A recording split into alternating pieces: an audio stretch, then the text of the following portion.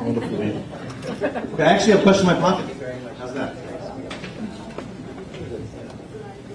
And it's not directed to any particular representative, so whoever would like to field a question, feel free to do so. The question, and I did not write this question before I read it, so everybody understands. Why do the laws protect the banking industry in regards to the condo associations? In the wider vision of this practice, who's taking it? Okay. In the wider vision of this practice, the cost is only passed down to the other members, lowering the property values, creating more foreclosures, and lowering tax base for the state and counties.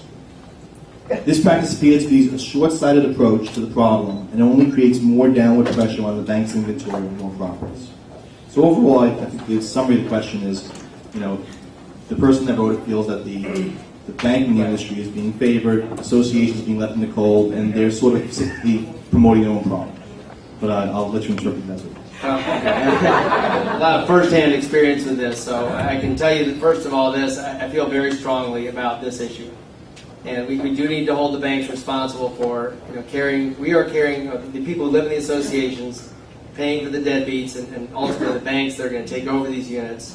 They're carrying their collateral, they're insuring it. And I've had several conversations with the banks, the people that run the banks in Florida. They understand how serious I am about this. And I was just talking to them last week about it. Hey, you have to understand the banks see this as a financial issue for them. And we don't want to put any more money out to maintain these condominiums. But, and again, my comment back to them is, fine, you have some limits on your liability, but at some point you have to pursue getting these units foreclosed and get them back into the working inventory to pay for everybody else that's been carrying it. So I feel very strongly about this. The banks are a very powerful interest in Tallahassee, and this is why it's important that we have a group like this and grassroots organization and effort and pressure, frankly, to overcome that. So that's why it's difficult. The banks are opposed to taking on additional liability, but they do understand, and the people I've talked to understand the fairness argument about why this is going on for years now. So this is something we're going to take on next year again. I'm not sure the exact specific detail what's going to happen. Many of the attorneys I've talked to, such as Donna, think that maybe there should be some incentives to finish these foreclosures off. How about the special assessments that get levied?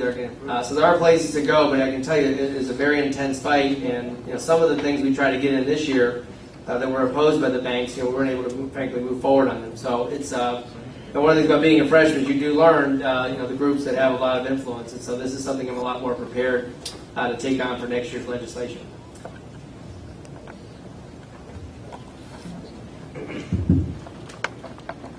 Donna just handed me a question, and Lee just handed me a question.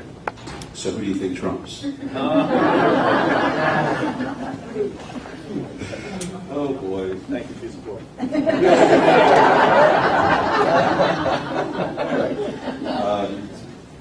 Well, Donna's question. How do you think that the insurance package, SB 408, will help or hurt consumers? That's the question on the panel. That's what I stand on. Okay. There's no question, and I love taking these types of questions. It's a no-win situation. 408 is going to do one thing. It's going to cost people more money. The concept has to be looked at and looked at it within the context that in 1992, when Hurricane Andrew struck, the insurance companies were devastated in terms of what they have to pay out because it was a catastrophic event. And so what they did is they came to the legislature and they said to the legislature, if you allow us to form public companies in the state of Florida, we will give you a stable insurance market. Well, the state went ahead and they said, okay, great, just whatever you have to do, just make sure all the claims are paid on a timely basis and we can go on with the work of the state.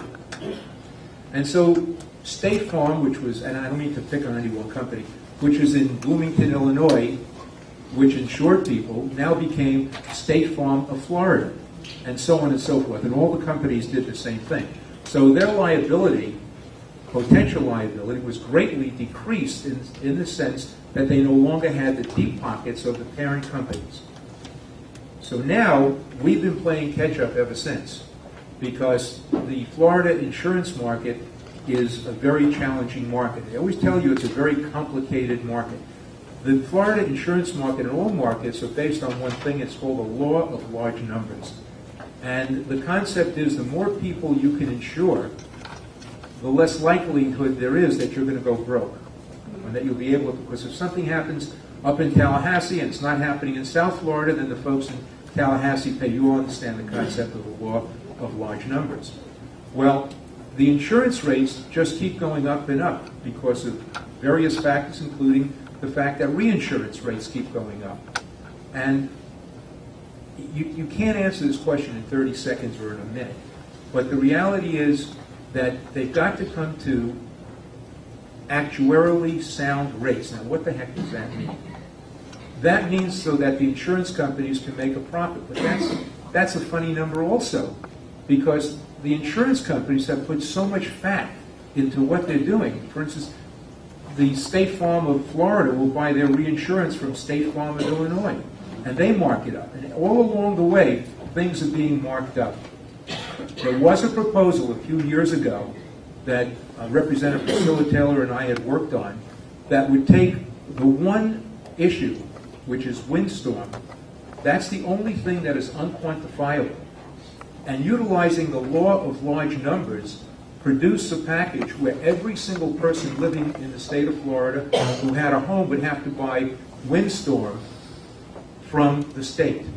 And every other part of the insurance from $1 would be borne by individual companies. And the individual companies would take 20% of that risk, so they'd have skin in the game when they would go ahead and make the adjustments because of any catastrophic events. So they'd be using their own money as well, so they wouldn't be as generous, let us say, in giving things out. They would give out exactly what they were supposed to give out, but that never went anywhere. So what we have is kind of a patchwork of things, because then we formed Citizens, and Citizens was supposed to be just for those people that could not find insurance anyplace else. And then all of a sudden Citizens became, it was the insurer of last resort.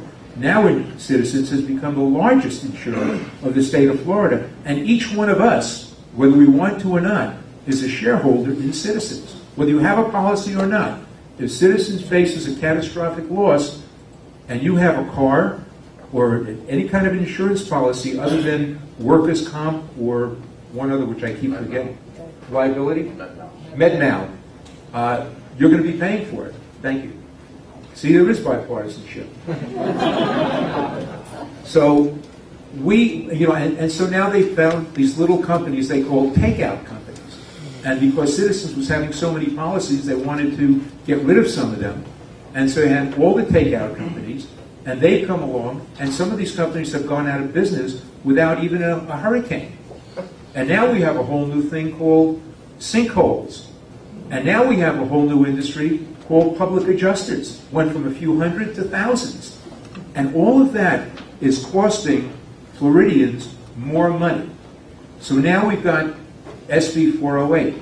And 408 allows for certain increases, but it also reins back the number of years you can open a policy. I don't know if any of you have received notices from public adjusters in 2010 saying, you can still reopen, I can get you more money for your claim. And they reopened thousands of claims and cost hundreds of millions of dollars to the people in the state of Florida. Okay, so they reined that in somewhat. So there are a lot of very good things in SB 408, limits, a lot of stuff having to do with sinkholes, and a lot of things, but there is a 15% increase. So it's going to definitely, that's what I said at the beginning, it's going to wind up costing Floridians more money. But at the end of the day, hopefully, somewhere along the line, it's going to create a stable market. So that it's a question of pay now or pay later. But one way or another, Floridians are going to be on the hook. So hopefully, this is going to be a bill that's going to do some good. Only time will tell. We're just going to have to wait and see. And if it doesn't work, if it becomes very problematic, you can always come in and try to tweak it as well. Thank you. I don't know if that answers the question, but that's Representative, I don't know if there is an answer. Thank you very much. Representative Hudson. Thank you, and I think we'll find some bipartisanship on this particular issue, but I kind of break it down this way, and when I talk about insurance, we've got obviously a challenge in Florida.